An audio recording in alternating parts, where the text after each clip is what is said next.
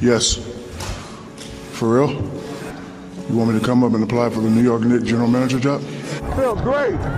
Feel amazing. You know how you is, man. I'm nervous. I'm a little nervous.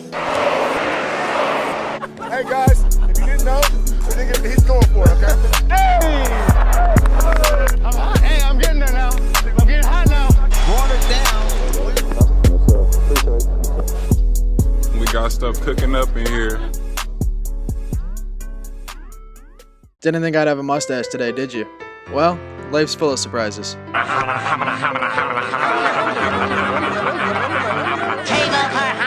James Harden's a Brooklyn Net, Kyrie seems to be alive, and the Knicks just lost to the Nets last night. It's a great day to be me.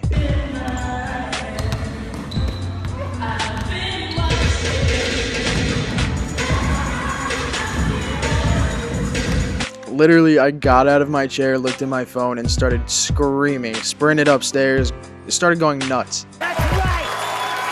Who do you think you are? I am! I was so content with the Brooklyn Nets last night that I actually decided to take a nap during the second half of the Nets-Knicks game. I was just that confident that, you know what, even if they lost tonight, it doesn't matter what I hear, because everybody's going to sit here and they're going to say, you know, this big three, they're all going to sit here and they're not going to be able to, you know, work together. They're all mental head cases, or they can't share the ball, or there's not enough ball to go around, or whatever it is, or it doesn't matter. It really doesn't matter, and I'll get into that in a little bit. But this doesn't really feel real.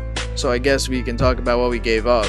Caris LeVert, Jared Allen, Taurean Prince, Air Latvia, throwing 4 first-rounders, 4 swaps, and then 2 more teams, and the trade's finalized. Jared Allen, I'm wearing his jersey right now, actually. I just hate to see the guy go. He was somebody that I was lucky enough to go see get drafted by the Brooklyn Nets. The only time I ever went to the NBA draft. It was one of the coolest experiences ever. And I remember one time the security guard stopped me on my way out, and everybody was all like booing after they picked Jared Allen. And he like stopped me, and I was wearing an Isaiah Whitehead alternate jersey. Must have thought like I was either a crackhead or a diehard fan. And we just started talking about the pick, and I remember like looking back at mock drafts and looking back at everything. Jared Allen fell to the Nets.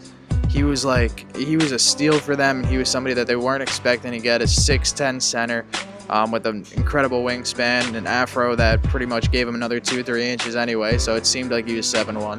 And recently, he's been a double-double machine, just getting into the starting role for the Nets, and he was a big piece of this Nets culture. Him and Spencer Dinwiddie were absolute boys, and it's going to be a shame to, you know, not have those post-game interviews where Jared Allen goes off for 20 and 20, and Spencer Dinwiddie's running over with water bottles, pouring them on him. Finish your thought. So I'm saying, he's back home, man. He got everybody in the stands, man. 2020. Like, we don't do it without him in there at the end of. That's bringing the 2020 guy close to home. It's gonna suck not having those guys. And honestly, I'm really happy for Caris LeVert.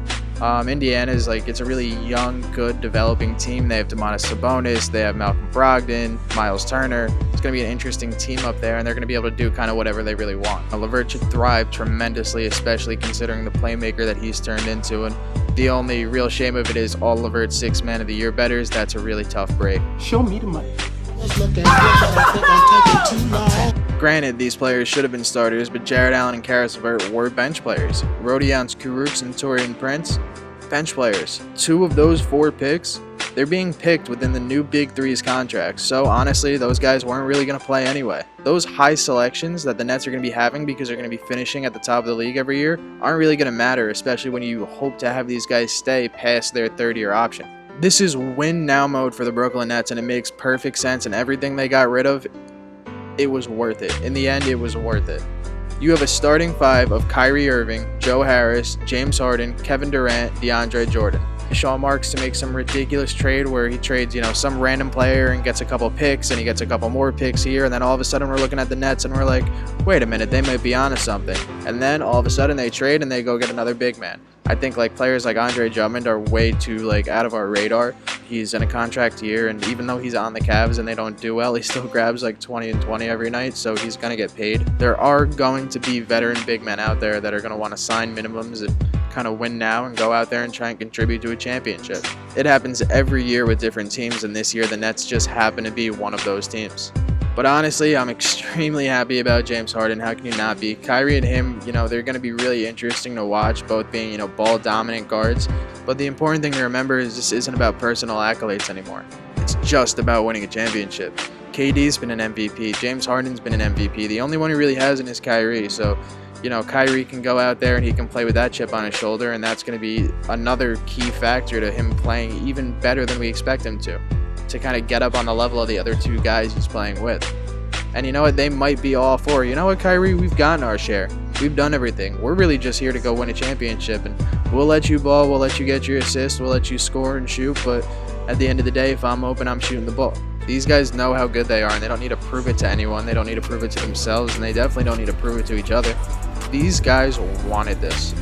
And I think my favorite theory is the theory of Kyrie Irving going missing for a week so that nobody would want to trade for him, so the Nets could go get Harden without having to move him. You know, I doubt that's really the case, obviously, with everything going on, but like every time the Nets touch the floor, it's going to be a slaughtering. Win, win, win.